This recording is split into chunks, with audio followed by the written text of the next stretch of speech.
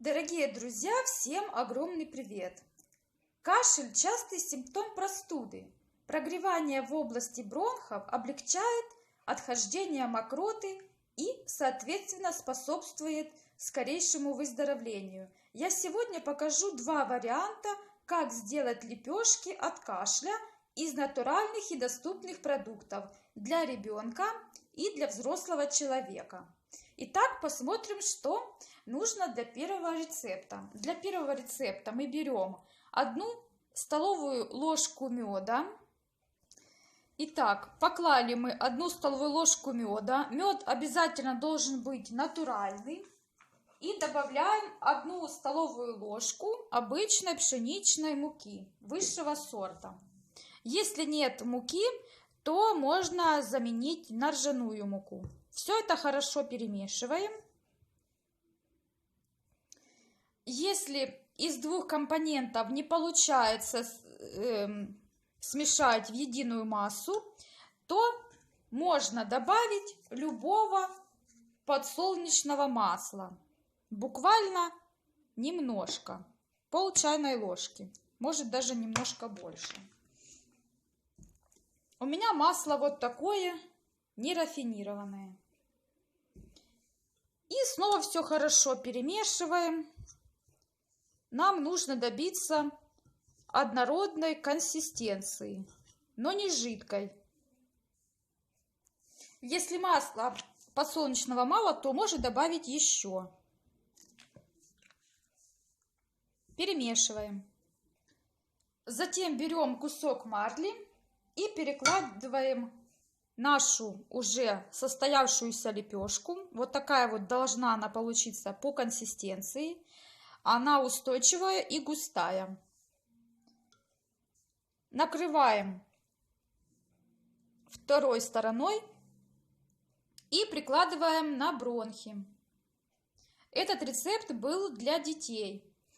Напоминаю, перед тем, как пользоваться моими видео, моими рецептами, пожалуйста, обращайтесь за помощью к специалистам, к врачам, и уже после их рекомендаций можете делать выводы и лечиться.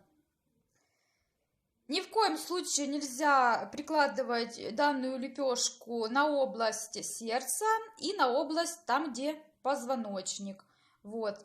А также ни в коем случае нельзя принимать компресс, когда есть температура. Тоже это категорическое нет. Формировать лепешку очень просто. Берем, накрываем второй стороной и вот так вот ее пальцами распределяем. Прикладываем к бронхам. Вот, как я уже ранее говорила, укутываемся какими-нибудь натуральными тканями. Обязательно сверху кладем одеяло. Вот, и оставляем где-то, если это для детей, делается компресс, то на полчаса, максимум час. Если вам мои видео полезны, интересны, не забывайте подписываться на мой канал, ставить пальчик вверх, то есть лайк. Это лучшая благодарность от вас, мои дорогие и хорошие. Данный рецепт считается щадящим и подходит деткам уже от 1 года.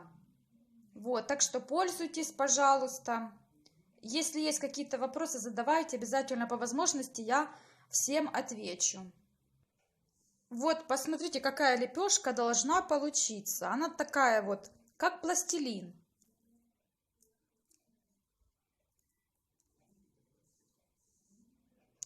Итак, показываю второй супер рецепт от кашля, от бронхита для взрослого человека. Берем ту же самую столовую ложку натурального меда, смешиваем с 1 столовой ложкой муки и получаем однородную консистенцию. Добавляем немного растительного масла.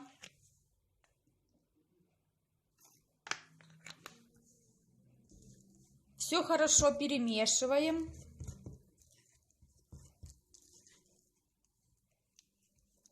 Еще нам нужно будет добавить уксус. Уксус можно использовать как 9%, так и яблочный. Понадобится 1 столовая ложка уксуса. Перемешиваем.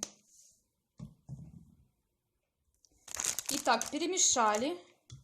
Вот такая вот консистенция пока что есть у нас.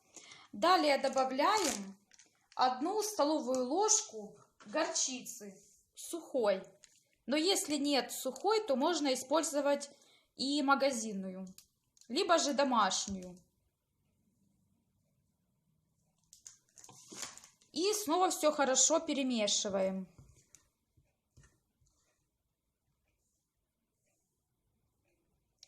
Если лепешка по какой-то причине плохо соединяется, то можно добавить еще немножко, буквально чайную ложку горчицы, либо же немножко мукички добавьте. Вот такая вот консистенция должна получиться. Довольно-таки густая, плотная консистенция. Как и в первом рецепте, перекладываем содержимое, то есть нашу будущую лепешку, на бинт, либо же марлю. Желательно, чтобы, если бинт, чтобы он был широкий. Перекладывать нужно только на одну сторону, второй стороной накрываем и руками вот так вот делаем, формируем лепешку. Что хотелось бы отметить? Я все же повторюсь и скажу, что данные рецепты, все народные рецепты, не только мои, они несут только ознакомительный характер. Перед лечением какого-либо народного средства обязательно проконсультируйтесь с вашим лечащим врачом. И уже затем, после его рекомендаций, вот, можно либо нельзя, тогда делайте свои выводы. Вот, так как в первом и во втором рецепте присутствует мед, то категорически нельзя использовать данный рецепт, у кого большая или даже маленькая присутствует аллергическая реакция. Вот. Хотелось бы еще отметить, вы, конечно, уже извините, но я обязана просто рассказать правила. Перед тем, как пользоваться такими вот рецептами с содержанием меда, то обязательно перед процедурой проверьте свой организм на аллергию, если вы уж вдруг не знаете. Далее, обязательно следуйте инструкциям, которые есть в на любом форуме, на любом сайте, там, где присутствуют такие вот рецепты. Вот, то есть от кашля, от бронхита. Как правильно это все делать, там все рассказано. Еще раз хочу отметить, что ни в коем случае нельзя делать такие прогревающие компрессы при температуре. Если у вас повышена температура, то категорически нельзя.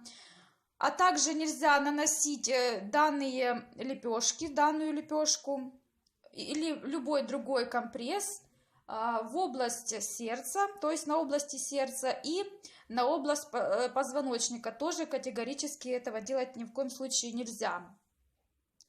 Значит, для взрослого человека с такой лепешкой можно лежать до 2–2,5 часов, если у вас хорошая переносимость. Такой компресс лучше делать перед сном, либо же на ночь. Но вдруг бывают разные ситуации, разные случаи. Можно сделать днем, конечно же. Вот. Во время лечения обязательно соблюдайте постельный режим. Как для детей, так и для взрослых обязательно нужно лежать. Вот.